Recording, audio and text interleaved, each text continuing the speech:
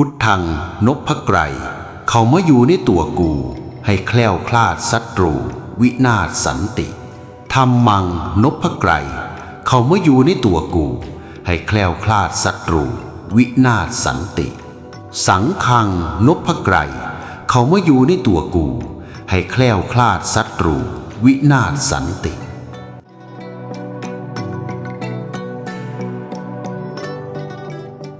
ขันสิเว้าถึงพระอริยสงฆ์ผู้ยิ่งใหญ่แห่งภาคอีสานผู้เป็นดังศูนย์ร่วมจิตใจของพี่น้องชาวพุทธชื่อของหลวงพ่อคูณปริสุทธโธหรือพระเทพวิทยาคมอดีตเจ้าอาวาสวัดบ้านไร่จังหวัดนครราชสีมาย่อมเป็นชื่อแรกที่สุคนคิดฮอดพันคือพระเกจิอาจารย์ชื่อดังผู้ได้รับสมัญญานามว่าเทพพระเจ้าแห่งดานขุนทดและเทพพระเจ้าแห่งที่ราบสูงพระผู้เป็นทั้งนักปฏิบัติและผู้ให้ที่ยิ่งใหญ่ที่สุดรูปหนึ่งของแผ่นดินไทย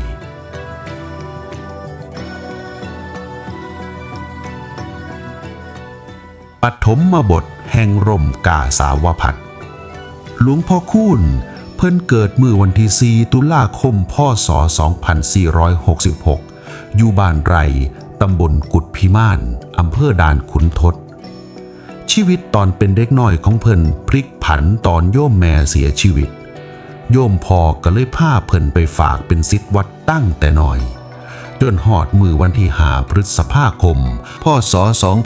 2487 เพิ่นก็ได้บวชอยู่วัดถนนหักใหญ่พอได้บวชเป็นพระเพิ่นก็ได้ฝากโตเป็นศิษย์หลวงพ่อแดงวัดหนองโพและก็เริ่มออกย่างธุดงค์เพื่อฝึกฝนวิปัสสนากรรมฐานและเฮียนวิชาอาคมอย่างเคร่งครัดซึ่งการออกธุดงค์นี่แหละคือจุดเริ่มต้นของตำนานลี้ลับที่เว้าขานกันมาจนหอดสุมือนี้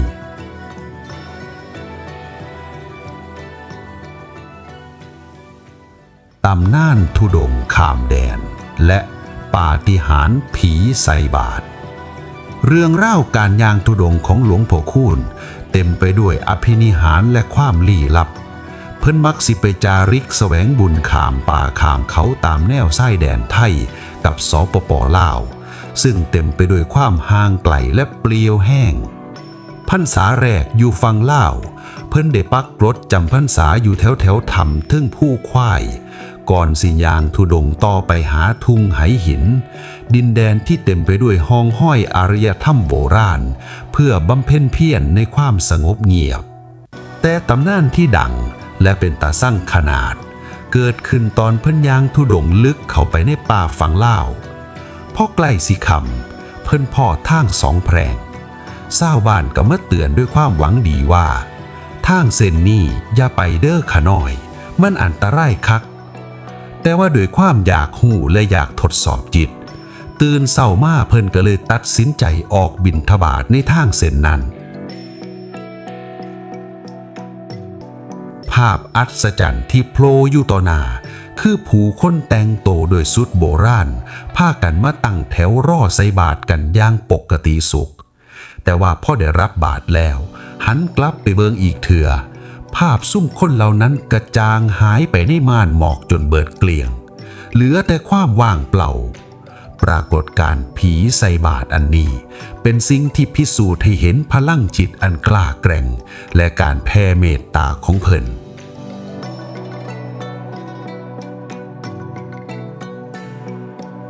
พุทธคุณลื่อลั่นสมรภูมิเดือดจากประสบการณ์และความขลังในการบำเพ็ญเพียรอยู่กลางป่าลึก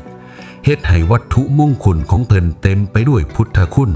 โดยเฉพาะเหรียญหลวงพ่อคูณรุ่นแรกปี 2512 ที่ดังข้ามประเทศไปฮอดหมู่ทหารหารที่ไปรบในสงครามเวียดนามและสงครามลาวมีตำนานเล่าขานว่าทหารที่ห้อยเหรียญของเพิ่น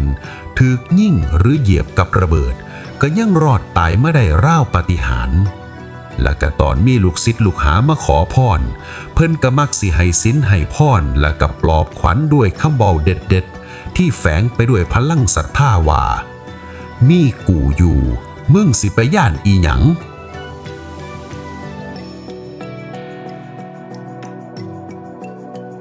เอกลักษณ์ความสมถะและคำสอน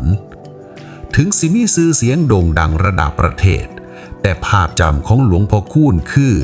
หลวงพ่อเฒ่าที่มักนั่งหยองๆเว้าจ่าเปิดเผยจริงใจเป็นกันเองแบบเศร้าบ้านๆด้วยสรรพนามกู่มึงเพิ่นเป็นพระที่สมถะคักปัจจัยและเงินบริจาคมหาศาลที่ได้จากญาติโยมและวัตถุมงคลเพิ่นบ่เคยเก็บไว้เป็นของส่วนตัวเลยแต่นำไปบูรณะวัดสร้างโรงเรียนสร้างโรงบาลและพัฒนาสาธารณูปโภคเพื่อส่วนร่วมจนเบิดเพิ่นเคยฝากคำสอนที่เรียบง่ายแต่ลึกซึ้งไว้ว่าคนเฮาบัดมีเมตตาให้กับผู้อื่นความเมตตานี่ล่ะคืออาวุธที่สิปกป้องตัวเฮาเองได้พินัยกรรมมหาทานการให้ครั้งสุดท้ายหลวงพ่อคูณปริสุทโธละสังขารอย่างสงบมือวันที่16พฤษภาคมพ.ศ. 2558สิริอายุ91ปีแต่ก่อนที่เพิ่นสิมรณภาพเพิ่นได้ทิมพินัยกรรมมหาทานอันยิ่งใหญ่ไว้โดยขอมอบสังขารของเจ้าของให้กับภาควิชากายวิภาคศาสตร์คณะแพทยศาสตร์มหาวิทยาลัยขอนแก่นเพื่อให้นักศึกษาแพทย์ได้ใช้ศึกษาหาความรู้ในฐานะอาจารย์ใหญ่และขอให้จัดงานศพอย่างเรียบง่ายที่สุดนี่คือท่านบารมีเทือสุดท้ายของพระผู้ให้แห่งที่ราบสูงถึงเวลาสิล่วงเลื่อยไปแล้วแต่คำสอนคุณงามความดีและภาพจำของหลวงพ่อคูณสิยังคงสถิตอยู่ในใจของคนไทยและพี่น้องชาวพุทธสิยังคงลังไหลไปกราบไหว้คิดฮอดหำฮี่หำฮ้อนถึงเพื่อนอยู่วัดบ้านไร่ตราบน่านเท่านานเรื่องราวของหลวงพ่อคูณเป็นดังแสงสว่างที่ค่อยเตือนใจให้หมู่เฮายึดมั่นในการให้และความเมตตาแล้วพี่น้องผู้ชมล่ะครับมีความประทับใจหรือเคยพอประสบการณ์ปาฏิหาริย์เกี่ยวกับหลวงพ่อคูณแน่บ่ครับคอมเมนต์เว้าสู่กันฟังอยู่ด้านล่างนี้ได้เลยเด้อครับสำหรับคลิปต่อไปเฮายังมีเรื่องราวความศรัทธาที่เข้มขังรอพี่น้องอยู่อีกคือเก่า